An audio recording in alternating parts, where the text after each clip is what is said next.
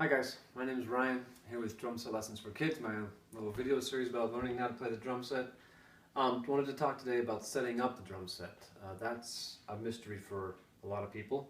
So let's start out right here. The first thing you want to do, I would recommend having some kind of rug like this, because if you just put it right on your carpet, some drum sets have the pedals have little spikes that will try to dig into carpet and stuff, and they can mess up your carpet. So have some kind of rug if you can. Throw down your throne, and then the first thing you want to do is get the snare drum right here between your knees. Okay. When you sit at the drum set, you are facing the snare drum. It's right in front of your hips. It's straight up. Okay. You don't face the bass drum, which some people think that's the way you want to do it. No. So the snare drum is straight on. This is the drum that you play the most, and you want it to be right there in front of you where you can easily reach it, okay? Now, the next thing is to get the pedals where your feet are comfortable.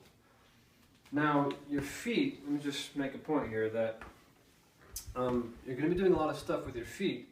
If you have the heel of your foot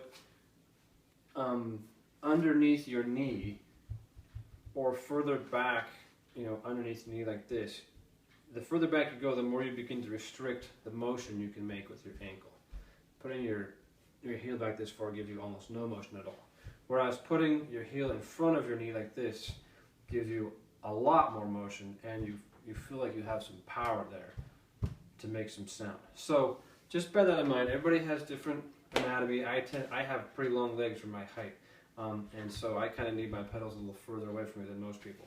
But when you set them up, try to set them up just where it's comfortable, okay? Just the way that you'd sit if you weren't playing the drums. You don't, one of my favorite drummers I like, his name is Billy Ward, and I've seen him talk about this and say, hey, let's just imagine I was inviting you over to my house and we were going to have dinner. Would you sit down at the table and put your feet like this?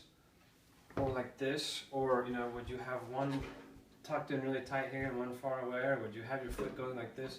No, and the point he's making is just that you just want to sit how it's comfortable in a natural position that's easy for your legs to just be relaxed in.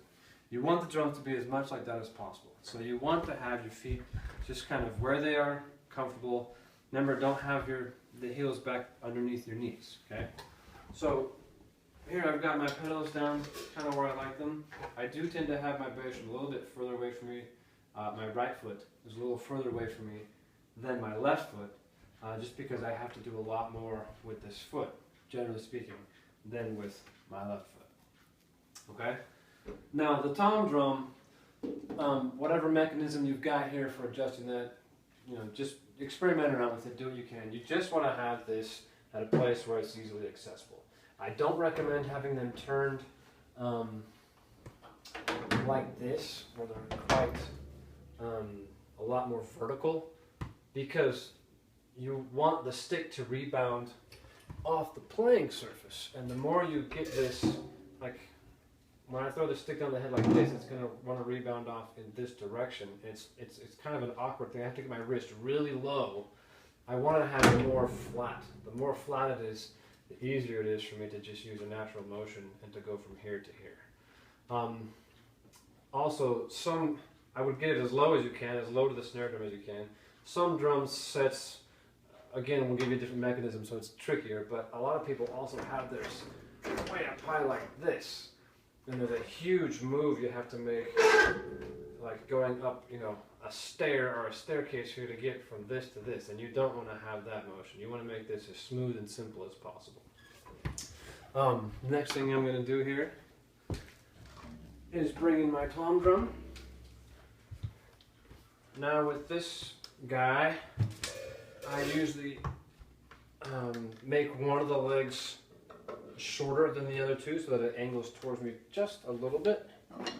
That's up to you though. But you want to try to maintain this distance I have from my body to the snare drum so that it's comfortable for my hands to be right in the middle of the drum. I want to have something similar over here, okay? I don't want to have to go here and then to move to the tom drum I have to tuck my elbows way back and my wrists way back because I have my floor tom. you know, here or here, or I don't want to have it so far away that I have to change my motions too much. Inevitably, you have to change somewhat, and especially if you have more drums, you have to move and get these bigger motions. But I think the best thing is to keep that to a minimum and make it as similar as possible, so that you have to make the least motions to just get to the next drum. Okay, so there's a little bit of difference from here to here, and there's a little bit of difference from here to here. Okay. When I bring my cymbals in, same kind of thing. I'm just trying to do what makes sense. I like playing without another tom drum right here because I can really get my cymbal right where it's a really comfortable place. If you have a cymbal here, you have to either put the cymbal quite a bit further away from you, like this, to make room for it, or you can lift it up quite a bit higher and sort of put it over. I don't really like that solution personally either myself. And I've experimented with a lot of setups, and I've just decided that I would rather have less toms and have a more comfortable cymbal position than have more toms. Because I play my right cymbal way, way more than I ever play this tom drum. And if I wanted to add more toms, I would probably add them here or here, not here. I just really like this spot for the cymbal. But that's just me. And again, I'm going to try to get it as close as I can to me so that I have an easy time getting to it. I don't want to have to go too up high or too far if I don't have to, but I also want to leave room for me to move from here to here without hitting the cymbal.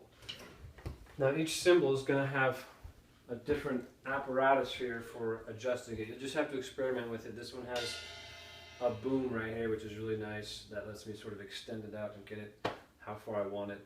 And you just have to experiment with it and find the position you want. And generally, if you have one crash, you'll put it on this side. Okay, you can put the cymbals however you want, really. But it's nice to have the ride on the right side because it leaves the whole drum set open to me for my left hand to move around. If I'm riding on this side, then it's trickier. Like when I play on the hi-hat, it's trickier to do anything else with my left hand. With the ride, I suddenly have all this open up to me and I can do different things. And if you have multiple ride cymbals, sure, put one on another side or something like that. One of the most amazing drummers in the world, Carter Beauford, keeps a ride on each side so that he can sometimes do with this hand and sometimes he'll play the ride with his left hand and he'll do a bunch of other stuff with his right hand, which is a very ambidextrous way to do it and very difficult. But no reason why you shouldn't go for it if you don't want to. The crashes, a lot of times you'll have multiple crashes, so you can kind of put those around wherever you want to. But you want to just make sure that you can reach all the drums easily, and then you don't want the crashes to be too far away or too crazy, because you want everything to just kind of be easy access. That's really the whole idea. It's just kind of common sense. So I think we'll just end it right there. If you have questions, let me know. drumsetlessonsforkids@gmail.com, Facebook, or comment on YouTube, and we'll see you guys next time.